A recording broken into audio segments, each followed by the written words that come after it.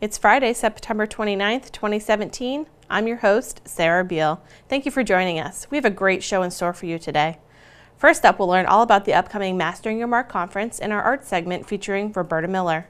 Then we will get a fall program update from Assistant Recreation Director John Gleason.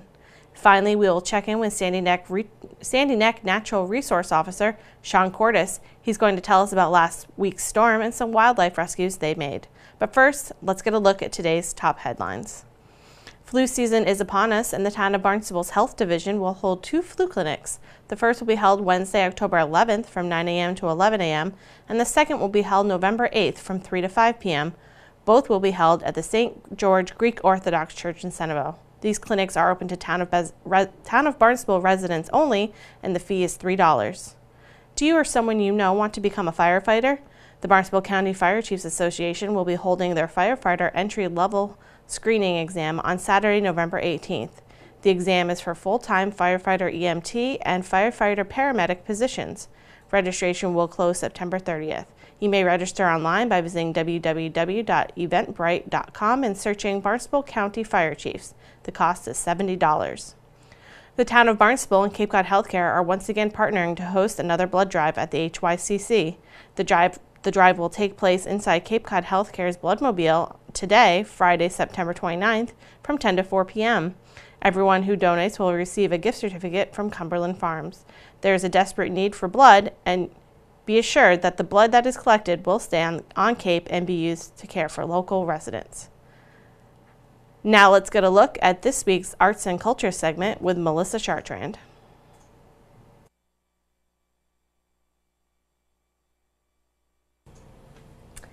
I'm Melissa Chartrand. I'm joined today with Roberta Miller, Executive Director from the Cape Cod Art Association, and we're here to talk about a new program at the Art Association and an exciting conference coming up very soon. Roberta, thank you for joining us today. Thank you for having me, Melissa. I'm really excited about being here and telling people about what we're doing. Yes, I am so interested in this digital art program. So let's start with the Cape Cod Art Association. You certainly offer lots of classes and workshops and exhibits. We do. We are open all year round. We're open 7 days a week, and we are offering classes and workshops all year round. And this year, very exciting news, we started a digital art program. And it really is starting to explode. I think this is the one new media that is easily brought to people who have iPhones and iPads, people who use computers. It's all technology driven, but yet you can put any media on it. So, we're really excited about it. We're starting to offer some classes on using your iPhone effectively to take better pictures. We're taking you to a place where you can learn about the apps that are available that are very inexpensive for both the iPhone and the iPad. And we're also offering workshops bringing in people who have successfully created pieces that have ended up in museums. So we're hoping that people jump on board. We've started a digital art club that meets the first and third Tuesday night of every month at the Art Association. It's free, it's open to the public, and we're really excited about it. Wonderful, and we should mention that the Art Association is located right in the heart of Barnstable Village, in the Cultural District. That's right. Right there, and so that's fabulous that you have this, and for all ages, is there a limit on that? No, it's for all ages. We even had a workshop for teens and tweens this summer, so that was very successful, and we're hoping to go into the schools and try to offer some programs for them as well. It's pretty remarkable what type of images can be captured with just in the palm of your hand. It really is incredible. I mean, it really surprised me. But people are doing all sorts of things. Some of them are photography based. And some of them, they just start with a blank canvas and they create things on the computer, wherever their mind takes them, and it's really very creative. Well, it's very exciting, Roberta. And let's segue right into your Mastering Your Mark, which is coming up at the end of October. Right. Will you have some information about the digital art program there? Yeah, absolutely. Yeah, we'll have information about all our classes and workshops, but especially the digital art program, since it's so new. We're going to really push to sell out our classes. Sure. Well, let's talk about this. What is Mastering Your Mark? Mastering Your Mark is an art conference for all media. This is going to be our second year at the Conference Center in Hyannis.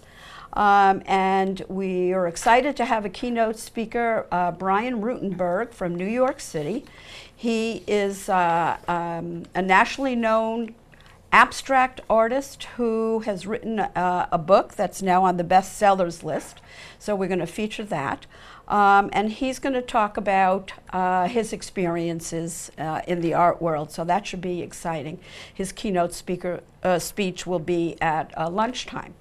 So this is an all-day conference, and we're going to have sessions all day long talking about the business of art, techniques in art. We have some really well-known artists coming in to hold some sessions. And also, this year we're going to have 4 or 5 hands-on sessions where you can go in and create while you're there. So we're very excited about that. We're going to have Adria Arch from Golden Paints, who's going to be doing some jelly printing, which will be easy to do, and you'll be able to go home with some things. A parting gift. Yes, absolutely. And we're going to have other hands-on activities using paints and new media.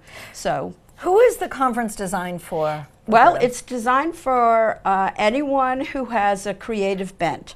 It doesn't matter what media you are into. It doesn't matter what level you're at.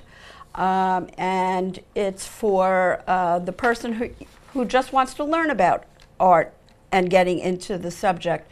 We have a lot of workshops on the business of art. We're going to be talking about marketing, framing, pricing, and also, goal setting and how to run your business, basically, so that you're successful in the art field. Really covers the gamut of what, as an artist, you need to not only know how to create, excuse me, but then market yourself. Exactly, exactly. And very exciting. Where can our viewers find more information? They just have to go to our website, capecodartassociation.org, and it'll be under events, Mastering Your Mark 2017. I think the biggest challenge will be having to decide which class and workshop you will take. For sure, but they can hop from one to the other, and it's really open to any kind of choices that you make. It's October 28th at the Hyannis Conference Center. So, they're filling fast, so I'm suggesting that people should sign up quickly online, or they could call our office at 362-2909 and ask questions of our staff. Sure, not only on the conference, but by going to the website, they'll definitely find out information about the Art Association itself and your new program. Well, Roberta, thank you so much for sharing with us today. You're welcome. For our guest today, Roberta Miller from the Cape Cod Art Association, I'm Melissa Chartrand, wishing you an artful day. Coming up, we will talk with Natural Resource Officer Sean Cordes, but first we will get a recreation update with Assistant Recreation Director John Gleason. John, thank you so much for joining us today. Oh, thank you for having me. So we're going to do a little update on fall programs. So how are those going so far? Things are going really well. We've had programs that have been going on for 2 weeks. Some have just started, just depending on the programs and when the actual start date was. But the one that just started recently that I'd like to talk about first is the new after-school program at the Heinz Youth and Community Center, where we are offering a free program for 6th and 7th graders. And after school, they go to the cafeteria and get some homework done, and then they get on a bus to the youth center, and then they do some fun activities and games over with Mark Borley and George Noonan. And today would mark the first full week of the program, and so far it's been going great. We have about 40 kids in the class, and we can take as many as 48. So the first time doing it, it's received very well. Yeah. I know being free always helps. Yes. But it's definitely a great program for these kids that are looking for, or parents are looking for, something for their kids to do after school in a productive manner. And we do have a lot of kids that are doing like the volleyball program after school 2 days a week, and then the other 3 days they'll come to the youth center program or field hockey or flag football or something like that. So they're utilizing all that we have to offer and making that youth center program work as well. That's awesome. And like you said, you do have some more spaces left. So if people are interested in signing their child up for it, this is for 6th and 7th graders at BIS. Correct. So you can just go to the town website and go to the recreation page and sign your I kid believe up. there's still going to be 7 more weeks, and like I said, it's free. So if you're looking for something to do and for some reason haven't heard about it, there's still room, and we'd love to take more kids in the program. That's great. It's so great. So how are the other fall programs going? Things are going great. We have lots of kids in girls volleyball. That's always an annual great program. It definitely helps that the Barnstable High School team year in and year out does very well. So the girls look up to those high school players and want to achieve that level someday. So they always start very young in our programs, and that's a great one. We have a new one, mountain biking, where the kids meet up at local trails and will do mountain biking. And if they don't have their own mountain bikes, they were able to rent it from the company that's doing the program for us. And that's been a home run for the first time. So we look forward to offering similar things in the future for that. Yeah. Another annual success is always babysitting. Always. Girls and boys always love taking babysitting at BIS. We always do well in our outdoor adventure hiking type classes where we have Miss Andrea that does that, and they go out and walk the trails and stuff like that. Yeah, out at Sandy Neck. Out at Sandy Neck, That's or just amazing. any local trails that she likes to go take them great. to, and they learn all about tracking and scat. Yeah. And, all these other little things that they can learn about, and it's just a great program because we have a lot of natural resources around us, and it's really good for these kids to learn those sort of things. Yeah. And we just have a lot of great programs, and you think that after a busy summer season that the fall kind of winds down, but we are still full force with lots of activities and lots of kids, and plenty of things to do. Even for the younger kids on the weekends, we have activities, like running. We have tennis.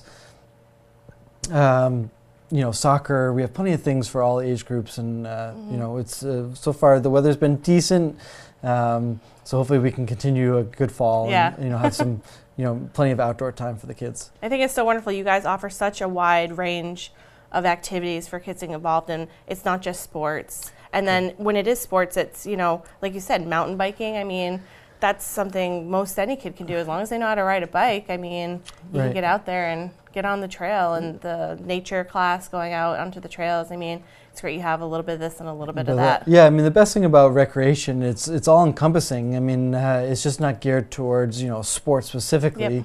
It's anything. I mean, like I said, we've had science classes and arts and crafts, and a wide variety of activities for the kids because we want to reach as many kids as we possibly can. Yeah. So yes, we do the traditional sports, like flag football and volleyball and basketball and those sort of things, but we do other things that hopefully will grab some other kids into the mix. That's awesome. So we also wanted to talk about the field study. I know you had your meeting last week. The public was able to come out and give their opinion. How are things going with the field study? Things are going so far so good. The meeting last week at the Senior Center was the last official, I think, public outreach to get needs assessments from people in the town. Correlating with that meeting, I think the next day the survey ended as well. So they're starting to collect all that data now and finishing up what our needs are of Barnstable. And then we'll be sitting down soon to look at their plans for us. And then I think they should be wrapping up early November, and then having meetings out in the public to kind of go over what they've come up with, and then maybe come up with a final plan after that, just to make sure that for the next 5, 10, 15, 20 years, we're going to have hopefully what we need to make sure that this town has, adequate field space and, fields and all sorts of stuff for people in this community. It's definitely for in the future planning of where you wanted to go, what you want to grow. Absolutely. What you can change. Yeah, I mean, there's things that need to be done, yesterday. Yeah, as always. But it's looking at, what can we do in the next, year or 2 or 3, and then once we kind of, have our highlights of what we want to do, then we can get into some other, secondary, third things after that. But the biggest thing we've heard from the group was pickleball. Yeah. That's one of the biggest, fastest growing sports in the country. It is. I don't think some people realize how long it's been around. I remember almost 20 years ago now that I was learning it in high school in PE class. Oh, wow. So it's not something that's a new sport, but I think it's just something new. Maybe to this area, or the older population has gravitated towards that and are starting to play that now. But it's definitely not a new sport. It's just something that's really taken off as of recently. It's definitely gotten more popular. Absolutely. And the last thing we want to touch on is the skate park. We'll do a little update on what's going on with the skate park. Yep. So I think we've talked about before. We had the bowls redone, during the summer months, and since we've gotten the bowls redone, the use of those bowls has gone up dramatically, which is really nice to see. That's awesome. And we have kind of one more final piece that we would like to do, where we have a half pipe and some other park obstacles where they were just the tops were kind of wearing away, the material was wearing away. So we purchased some new material, and we're just waiting on some screws to install it back onto the half pipe. So once we do that, we should be completely done with all the renovations that were done to that area, starting with the new lights that are down in the skate park and at the basketball courts. We resurfaced the basketball courts, fixing the bowls. So hopefully these last little pieces will complete the project, and hopefully we should have that done. Probably no later than the middle of October. Hopefully that will all be complete. So just before the season ends, we can show everyone and maybe do a little competition or something down there to bring everyone together and show what we've done down there. That's great. Well, thank you so much, Sean, for joining us today. I really appreciate it. No problem. Thanks for having me again. My guest today is Assistant Recreation Director John Gleason. Joining me now on the phone is Natural Resource Officer Sean Cordes. Thank you, Sean, so much for joining us today. Yeah, no problem. Thank you for having me. We're going to talk a little bit about the storm that we had last week. I know it caused a couple of issues out at Sandy Neck. We've had light erosion and some bird stranding. So let's start with the front beach. How is that looking right now? Good overall. So yeah, the storm lasted, for a pretty long period of time. The way it hit, we got a lot of northeast wind, so very similar to our standard nor'easters we get in the off season in the winter, but sort of drawn out for a long period of time.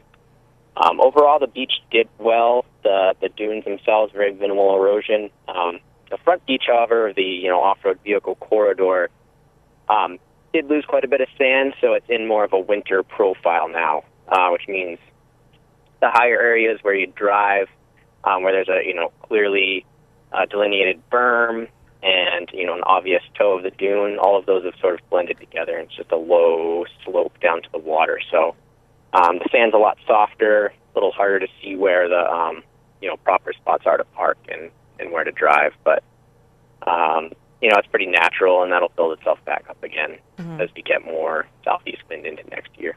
Okay. If anybody's planning on heading out to Sandy Neck, do you have any tips for them if they're going to go on the off-road trail? Yeah, I'd say just to drive in the standard tracks that you see out there. The tracks are laid down, in the right spot. There's not a fence line anymore to keep people out from going higher, but it is pretty apparent, where you shouldn't be driving in that sense. And then just keeping an eye on the tides as far as parking, because at this point, even a 10-foot high tide can cut off some spots in the beach, and it comes up pretty fast because there is like just a very minimal slope. So if you're around at high tide on the beach, you just really want to keep an eye out on where your vehicle is. Okay, good. Good to know. We also wanted to talk about, you guys had some bird rescues that you did during the storm last week. I know you've rescued quite a few gannets and some other birds. What can you tell me about this?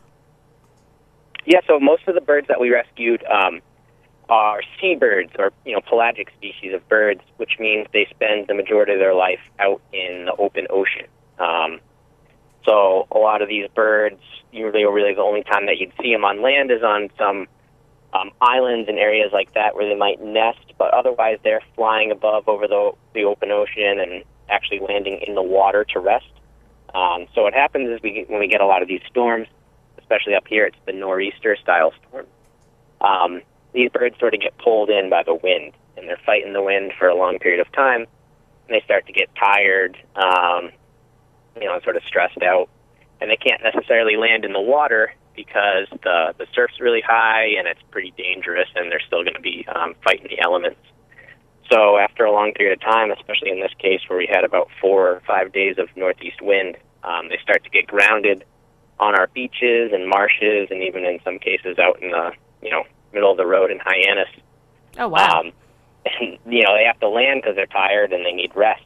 But unfortunately, these birds have not adapted to sort of be on land. They don't know how to take off from land, or they can't really efficiently take off from many of these areas. So ultimately, if they're not rescued and brought to a proper rehab facility, they'll either, succumb to the elements or stress out too much and ultimately die. So it's been, we've been doing a lot of work over the course of that storm last week in rescuing many of these birds that were on the beach or in the dunes or in the marsh, and capturing them and getting them over to Cape Wildlife. We can't thank enough for all the work that they've done to help us getting these birds back out into the wild. So even in many cases, especially with these gannets, they look like they have a lot of energy, and they'll still, defend themselves pretty good and fight back. But ultimately, if they don't get that care, then they would end up dying. So far from what I've seen, it's been really pretty successful. I know they've already released quite a few of the gannets back out to sea, which was awesome to see. Yeah. We also have shearwaters and northern fulmar and petrels, Jaegers, all sorts of seabirds that can end up in here. And throughout the winter, from these sort of storms. So if anybody's out on the beaches and they see these birds that look like they're in need of help, we certainly encourage them to, if they're in the town of Barnstable, to call Natural Resources, or if they're at Sandy Neck, to call Sandy Neck, and we'll, respond and help try and rescue those birds and get them the proper care that they need. Interesting. I didn't know a lot about seabirds, and as you said, they're pelagic birds because they live out on the sea. I didn't know a lot about them, so it's great to know that, we had the video that you had, and the bird looked, really lively and was trying to get away from you, but it definitely does not have the energy it needs to get back out to sea. So it's important for you guys to do that. And like you said, Cape Wildlife is such a help rehabilitating these birds and getting them back out. It was interesting seeing they did a release, and you guys were still, saving a few more birds while they were also releasing some. So. Yeah, exactly. It's been excellent. So. Okay, great. Well, thank you, Sean, so much for chatting with us today and letting us know about how you guys fared through the storm last week and some of the bird rescues you've been doing. I really appreciate it. Yeah, no problem. Thank you. Thank you. Have a great day. You too. Bye. My guest today is Natural Resource Officer Sean Cordes. Now let's get a look at this week's community calendar. The Sturgis Library is asking for your support for the library youth services. October 2nd through November 15th, you can buy a $5 ticket to be entered into a drawing for an American Girl doll. All the money collected will be donated to Sturgis Library Youth Services in honor of Melissa Bucell Corley. Tickets are available at the circulation desk. The drawing will be held on November 15th at 4 p.m. Did you know that you can get museum passes at the Cotuit Library? The library has a number of museum passes available for either free or reduced admission, courtesy of the Friends of the Cotuit Library. You can get passes to the Boston Museum of Fine Arts, Boston Museum of Science, the Cape Museum of Natural History, and many more. Please contact the Cotuit Library at 508-428-8141 for more information. Now let's take a look at next week's Board, Committee, and Commission schedule.